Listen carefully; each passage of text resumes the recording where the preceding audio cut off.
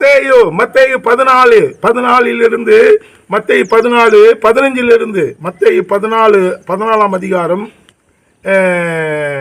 அதனுடைய 14 கூட சொல்லலாம். 14 உங்களுக்கு ஞாபகம் வைத்துக் கொள்வதற்கு எளிது. மத்தேயு 14 என்ன சொல்லுகிறது? இயேசு வந்து திரளான ஜனங்களை கண்டு அவர்கள் மேல் மனது உருகி அவர்களில் வியாதியஸ்தர்களாக இருந்தவர்களை சுஸ்தமாக்கினார்.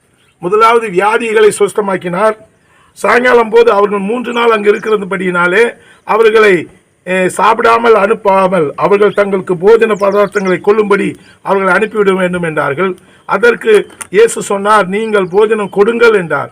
அவர்கள் இங்கே 5 அப்பமும் 2 மீனும் அதை என்னிடத்தில் கொண்டு வாருங்கள். இயேசு இடத்தில் கொண்டு வந்த போது அதை அவர் வாங்கி அதை பிட்டு அதை ஆசீர்வதித்து அதை சீஷர்களுக்கு கொடுத்தார்.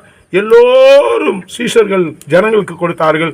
எல்லோரும் சாப்பிட்டு திருப்தி அடைந்தார்கள். மீதியான துணிக்கை 12 கூடைகள் நிறைய எடுத்தார்கள். ஸ்திரீகளும் பிள்ளைகளும் தவிர சாப்பிட்ட புருஷர்கள் ஏறக்குறைய 5000 பேர் இருந்தார்கள். கிட்டத்தட்ட 20,000 பேர் அங்கு சாப்பிட்டார்கள்.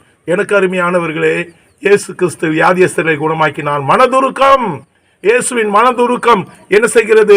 வியாதியஸ்தர்களை குணமாக்குகிறது. அதே போல அவர்களுடைய தேவை, சரீர தேவை, அந்த அப்பம் ரொட்டி, அங்கே ரொட்டி என்று சொல்லப்படுகிறது, அப்பம் என்று சொல்லப்படுகிறது. வட இந்தியாவிலே ரொட்டி சொல்வார்கள். 5 ரொட்டி, 2 மச்சிலி, 5 ரொட்டியும் 2 மீன்களும் 5000 பேருக்கு அவர் போஷித்தார். 20,000 பேர் சாப்பிட்டார்கள்.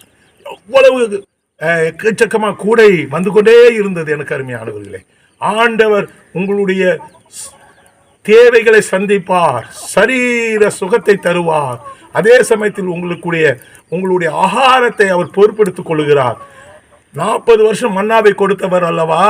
எனக்கு அருமையானவர்களே, இதே இயேசு கிறிஸ்து உங்களுடைய போஜன காரியங்களிலே பொறுப்பெடுத்துக் கொள்கிறார்.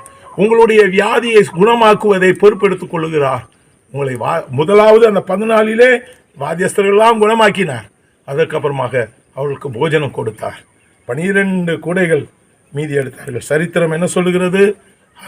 அங்கு பசியாக இருக்கிறவர்களுக்கு சீஷர்கள் போய் அந்த 12 கூடையில் மீதி இருந்ததை கொடுத்தார்கள் சொல்லப்பட்டிருக்கு. அது அவர்கள் பசித்தவர்களுக்கும் ஏழைகளுக்கும் ஆகாரமற்றவர்களுக்கு ஆகாரம் கொடுப்பதிலே அவர் ஸ்பெஷலிஸ்ட். இயேசு கிறிஸ்து நல்லவர், ரொம்ப ரொம்ப நல்லவர். God bless you.